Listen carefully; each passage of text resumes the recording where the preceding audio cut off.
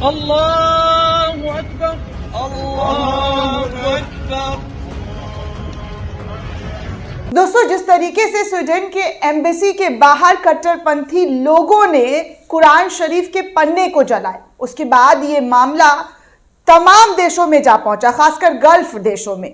इसको लेकर प्रतिक्रिया सामने आई। हमने वो खबरें भी आपको सुनाई और बताई कि कैसे जो है तमाम इस्लामिक देश स्वीडन के खिलाफ जो है झंडा बुलंद करता हुआ नजर आया और कहा कि इस्लाम के खिलाफ अगर कोई आवाज उठाएगा, बेअदबी करेगा, बेहुरमती करेगा, तो उसका अंजाम भुगतने के लिए तैयार हो जाए। हालांकि स्वीडन के राष्ट्रपति से लेकर प्रधानमंत्री ने इस बात को लेकर निंदा की, लेकिन फिर भी ये कहा गया कि ऐसा कैसे हुआ, क्यों इस तरीके की चीजों को इजाजत दिया गया, जो इस्लाम के सबसे पवित्र किताब को, उसके पन्ने को जला दिया गया।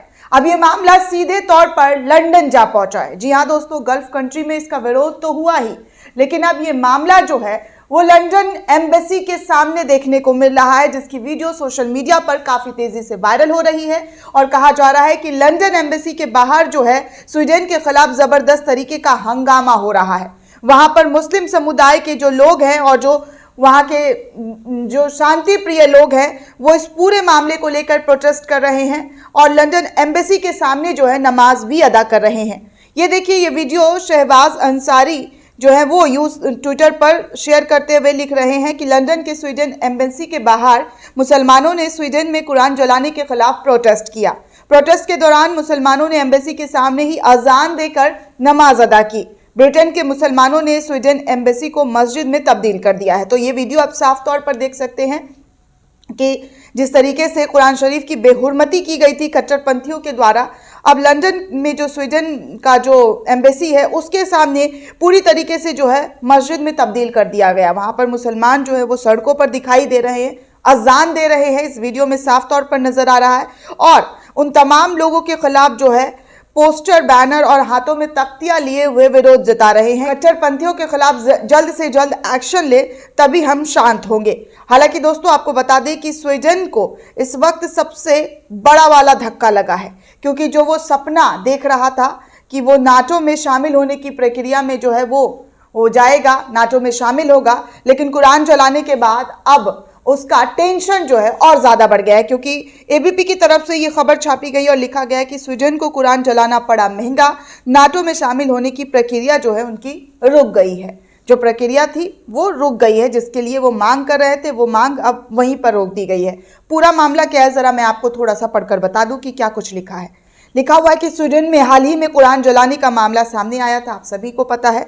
स्वीडन को अब इस हरकत के लिए बड़ी कीमत चुकानी पड़ी है। स्वीडन के नाटो में शामिल होने की प्रक्रिया को अब सीधे तौर पर रोक दिया गया है। स्वीडन के विदेश मंत्री टोबियास विलस्ट्रॉम ने रविवार यानी कि 29 जनवरी को ये जानकारी दी, यानी कि कल जो है उन्होंने इस पूरे मामले की जानकारी दी कि नाटो में जो शामिल होने की जो इनकी चाहत थी उस पर अब हमने रोक लगा दी है। विलस्ट्रॉम ने स्वीडन की मीडिया को बताया कि देश की नाटो में शामिल होने की प्रक्रिया को रोक दी गई है। विलस्ट्रॉम ने स्वीडिश समाचार पत्र एक्सप्रेशन से बातचीत करते हुए ये स्वीकार किया कि तुर्की दूतावास के सामने कुरान जलाने और प्रदर्शन करने से नाटो में शामिल होने की प्रक्रिया अब जटिल हो गई है। तुर्की ने गुस्से में स्वीडन को शामिल कराने की प्रक्रिया अब रुकवा दी है। नए देशों को स्वीकार करने के लिए नाटो को अपने मौजूदा सदस्यों से सर्वसम्मत अनुमोदन की आवश्यकता होती है। इन सदस्यों में तुर्की भी शामिल है, जिसमें तुर्की ने एक बड़ा अहम फैसला लेते हुए स्वीडन पर नकेल कस दिया है।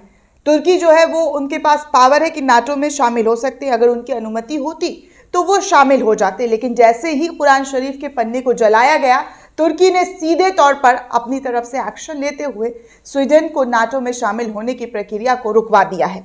अब देखिए, समाचार एजेंसी जो है तुर्की ने इस पूरे मामले को लेकर मीडिया से बातचीत करते हुए जो है चेतावनी दी है। समाचार एजेंसी सिन्हुआ की रिपोर्ट के मुताबिक विलस्ट्रॉम ने कहा कि इस घटना का असर पड़ा। इतनी बड़ी घटना के बाद स्वीडन विरोधी भावना कम होने के कुछ समय लग सकते हैं। इससे पहले तुर्की के राष्ट्रपति रिसेप तैयब एर्दोगान ने स्वीडन को चेतावनी दी थी कि इन घटनाओं के बाद अब नाटो में शामिल होने के लिए अंकारा के समर्थन की उसे उम्मीद करनी चाहिए। आपको बता दें कि स्वीडन में तुर्की के खिलाफ जबरदस्त विरोध चल रहा है।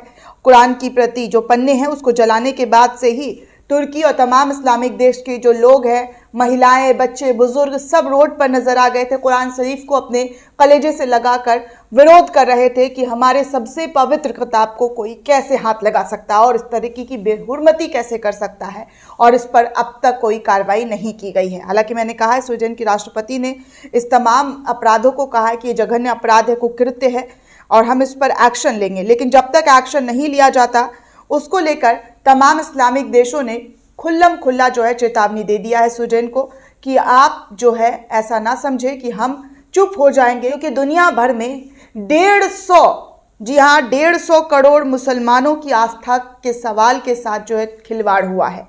तो ये सीधे तौर पर देखिए, आज तक की तरफ से भी ये खबर छापी गई थी कि स्वीडन में कुरान जलाने पर भड़के मुस्लिम देश, कहा दुनिया के 150 करोड़ मुसलमान हैं, उनकी आस्था के साथ आपने खिलवाड़ किया है, जिसको कि हम बर्दाश्त नहीं करेंगे। हम इस पर एक्शन लेंगे और एक्शन के तौर पर तुर्की सबसे आगे आकर स्वीडन की नाटो में शामिल होने वाली जो ख्वाब थी उस पर उन्होंने पानी फेर दिया है। तब आप सोचिए दोस्तों कि कैसे जो है सभी इस्लामिक देशों ने कुरान शरीफ की पन्ने को जलाने को लेकर एकता दिखाते हुए स्वीडन को जो है घुटने पर ला दिया है। स्वीडन के जो मंत्री हैं वो भी इस बात को स्वीकारते हैं कि इस तरीके की चीज़ें नहीं होनी चाहिए। फिलहाल ये मामला अब तमाम देशों में देखने को मिल रहा है, खासकर लंदन के एम्बेसी के बाहर। तो आप ये वीडियो देख ही सकते हैं कि किस कदर जो है मुसलमानों का गुस्सा और उनकी जो मांगे हैं वो साफ तौर पर नजर आ रही है। दोस्तों, इस पूरे रिपोर्ट को लेकर आप क्या सोचते हैं, आपकी क्या प्रतिक्रिया है, हमें कमेंट सेक्शन में ज़रूर बताइएगा। साथ ही साथ नेशन 360 को ज़्यादा से ज़्यादा लाइक, शेयर और सब्सक्राइब करना बिल्कुल भी ना भूलें।